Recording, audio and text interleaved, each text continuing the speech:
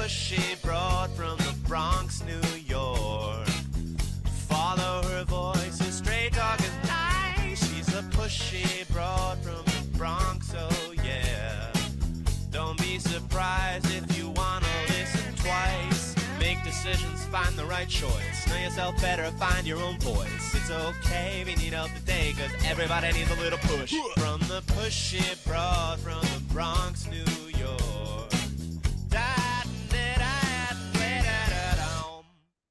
Good morning and welcome, Transformation Talk Network listeners. My name is Ellen Stewart and I am the Pushy Broad from the Bronx. Welcome to my show, Recovery Recharge, where we share advice and support from experts in addiction and recovery. And today, that expert is me. This is Straight Talk with the Pushy Broad, and I have some really interesting topics for you today. I am going to dispel all the myths and legends that you have heard about recovery coaching, about addiction, all the stuff that's swirling around. We're going to get straight to it. No BS, the Pushy Broad way. I am taking questions from the audience. So if you want some coaching from the Pushy Broad today, I want you to call 800-930-2819 and my guys in the booth will get the questions to me and I will answer them live on the air. So if there's something on your mind about recovery or coaching or life coaching in general, this is the time to come to me for the next 25 minutes or so. So, what are the myths and legends in recovery? What are the things that you think are true or not true? We're going to find out. So, Jessica, what's my first question? Sarah from New York. I thought 12-step programs were just for alcoholics. Can people with other addictions really find help there?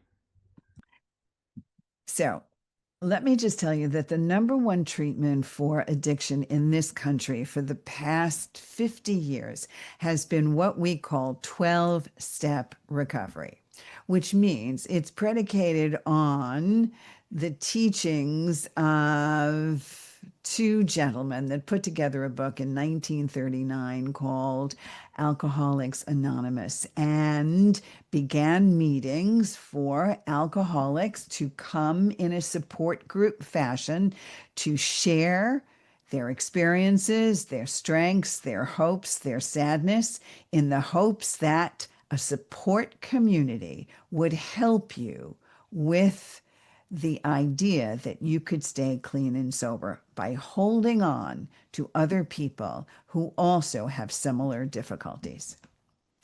It was an ingenious idea, so ingenious that it has been alive and well since 1939.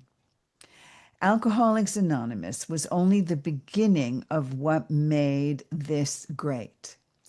The book Alcoholics Anonymous, the big book you should get to read whether or not you are suffering from the disease of alcohol. 12-step recovery has branched out not only to alcoholism, but to drug addiction and to various addictions, including gambling, sex addiction, codependence, the relationship addiction, so many different ways for you to learn how to live a life clean and sober and codependent free. So, whether or not you suffer from a disease of addiction, you can still attend an open meeting of 12-step recovery. 12 steps are based on the 12 traditions and 12 principles of Alcoholics Anonymous, and you can Google them and see what they're about. You will also find that they are great guidelines for life. So have a look and see what it's all about. Next question. This is from James in California. What's the difference between seeing a therapist and hiring a recovery coach? I get that question all the time. I've worked in behavioral health now for 20 years. I worked for two very famous treatment centers, bringing patients to treatment from all over the country, talking to clinicians, talking to psychiatrists, psychologists, therapists, the ones that you go to when you want therapy. I found that when people went into treatment and they spent 30 days or 60 days or 90 days in a rehab, getting clean and sober, that was the easy part of the journey. Yes, it takes guts to check yourself into rehab or to go to a place that's going to help you on your recovery journey. But it takes even more guts to come out of that bubble and live a clean and sober life. So the work begins after treatment. And because of that, I decided that that's where I was going to devote my efforts to work with people who are in early recovery primarily and people who have relapsed and have returned to recovery. Because of that, I chose coaching. Coaching is different from therapy. Coaching is really centered and focused on short-term goal-focused solutions.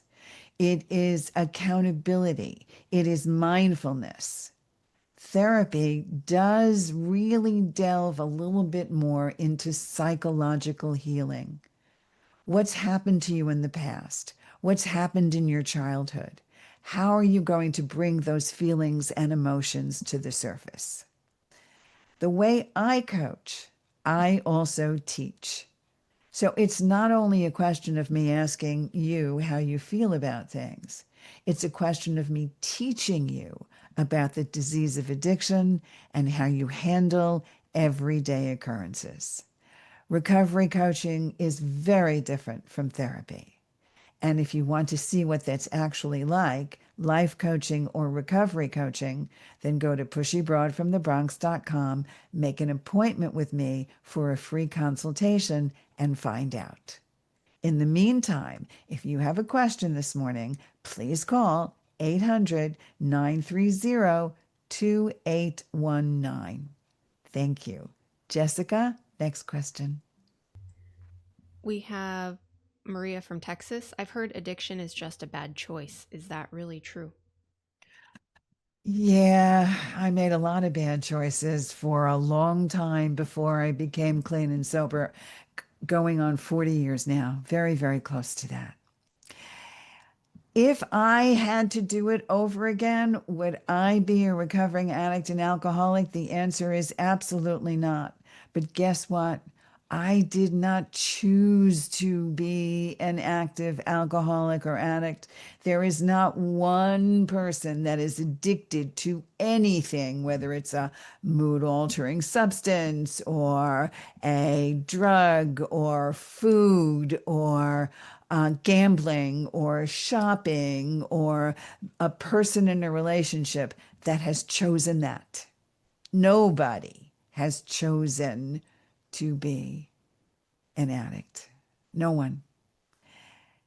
We are addicted because we have a propensity. We are either influenced by genetics, environment, brain chemistry, all of the things that can possibly make up why my brain as an addict is different from yours if you are not. So, addiction is not a choice, but recovery and remission is a choice. Jessica, next question. Tom from Florida. I thought people were cured after rehab. Is that true? You know, every single time I sit in front of a client or a parent, I turn around and say to them, I can't sprinkle magic dust, no matter how good a coach I am, and I consider myself fairly good. I can't sprinkle magic dust and make your cravings go away. I can't sprinkle magic dust on myself and make my own cravings go away.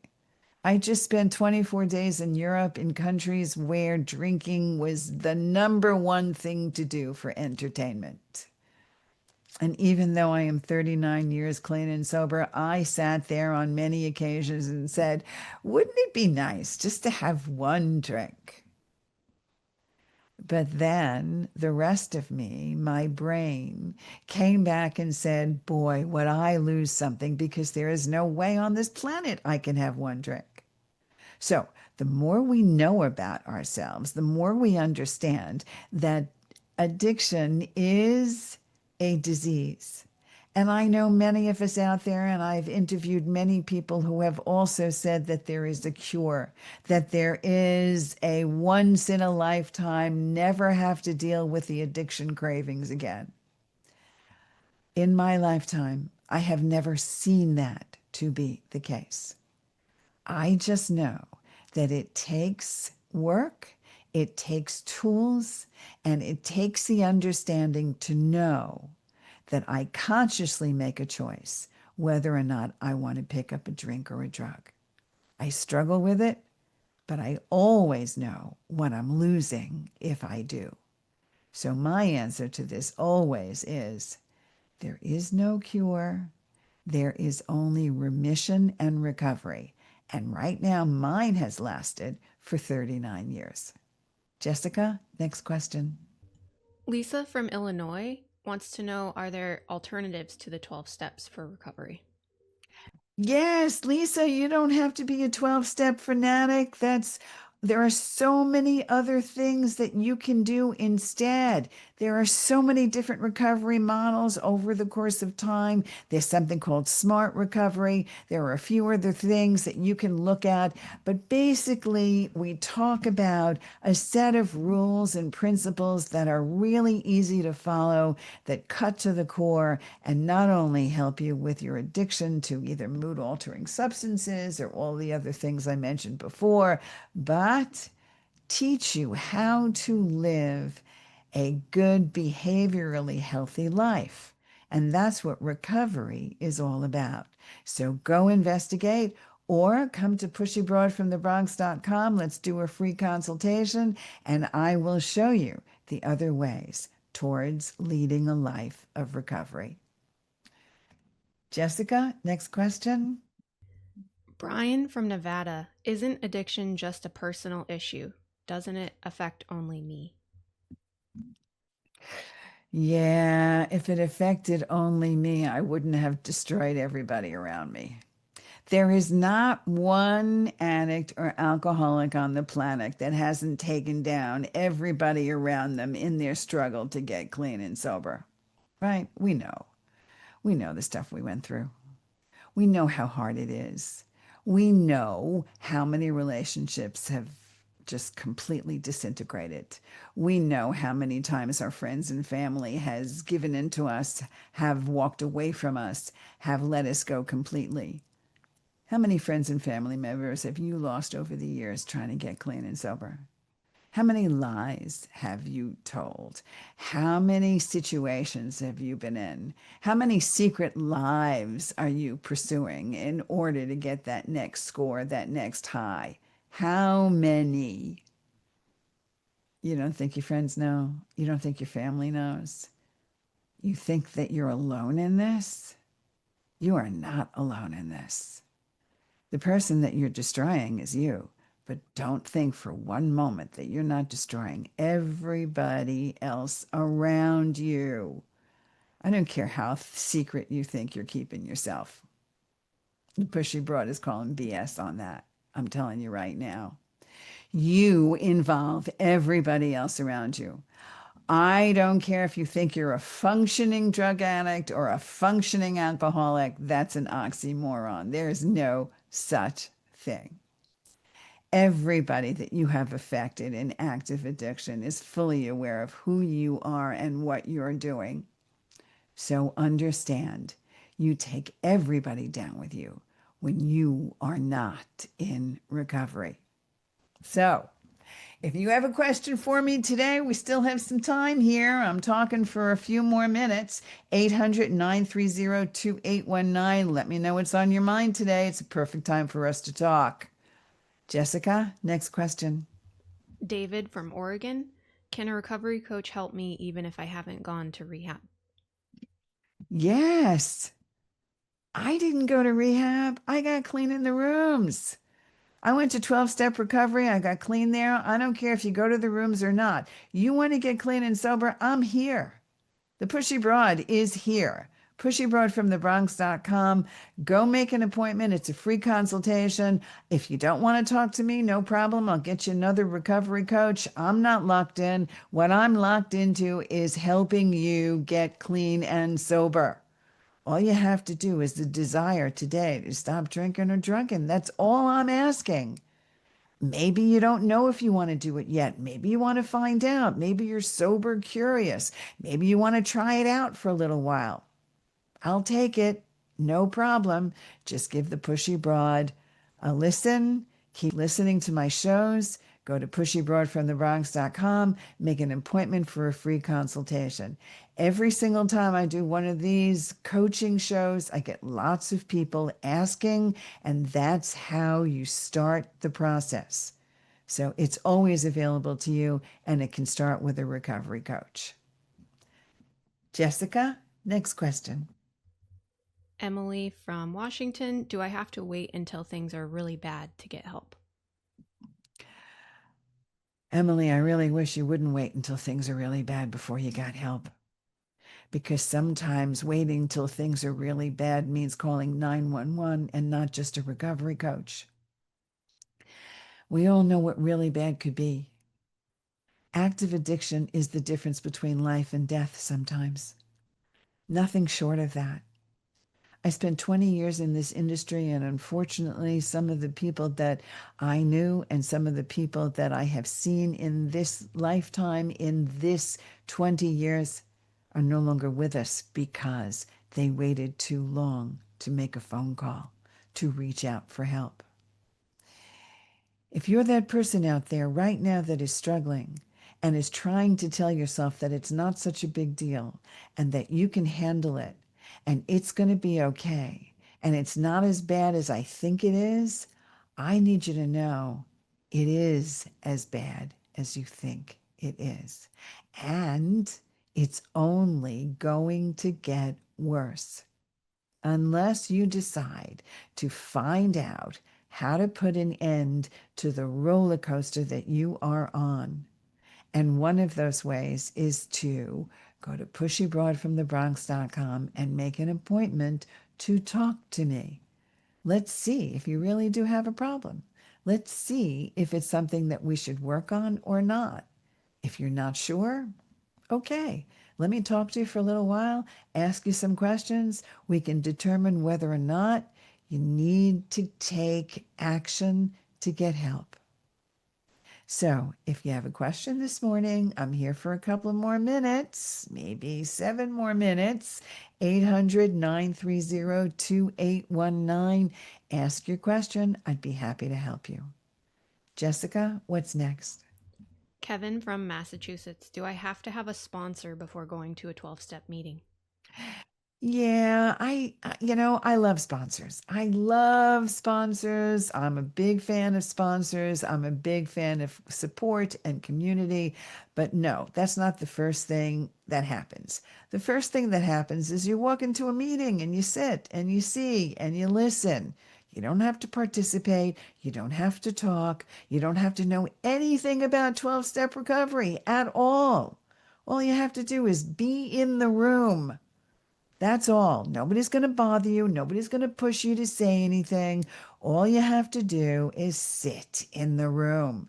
Go to alcoholicsanonymous.com, narcoticsanonymous.com, find a meeting near you, find the app, find a place to sit, and listen to what people are saying. That's how I started. I walked into a room and sat down. Only later, much later, when I heard other people speak, did I find someone that resonated with me. That's when I decided I wanted a sponsor. There are no rules in recovery. The only rule is that you have a desire to stop drinking or drugging. That's the only rule. You have a desire to do that. And maybe today you have that desire. So walk in and don't worry about the sponsor. Just sit, open your mind, and listen. Jessica, what else have we got? Sam from Maryland. Do I need to tell my family and friends about my addiction to get help? The only person you have to tell is yourself. And I mean that sincerely.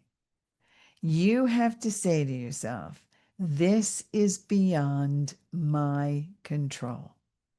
No matter what I try to do to get help, no matter how much I decide I'm going to cut down on what I'm doing, no matter, it just doesn't seem to be working.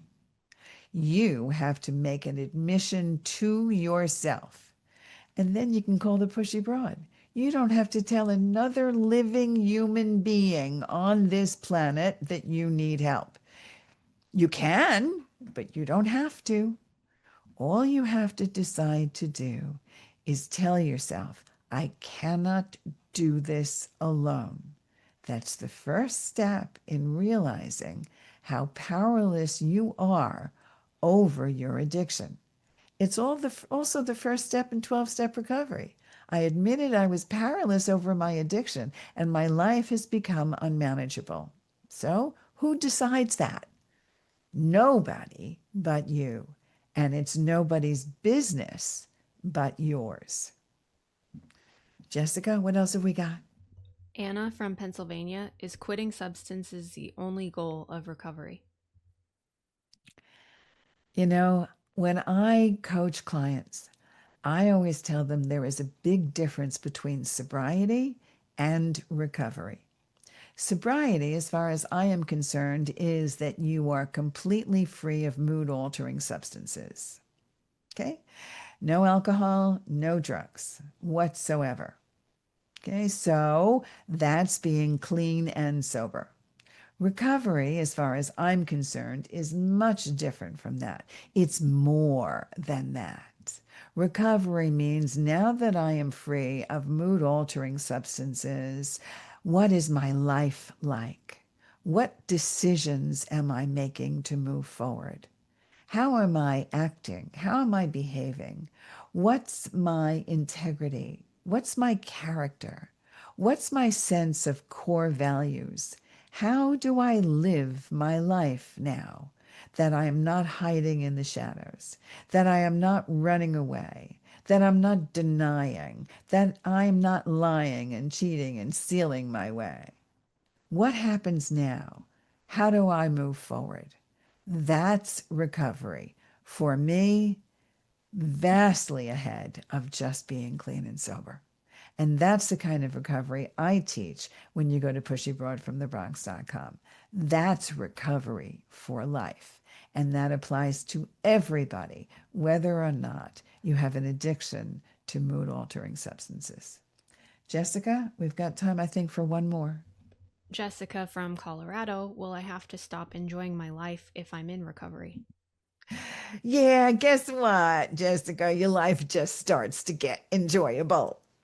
I'm telling you, I went away for an entire month on vacation. I had one of the best times in my life, and it was not imbibing any mood altering substance.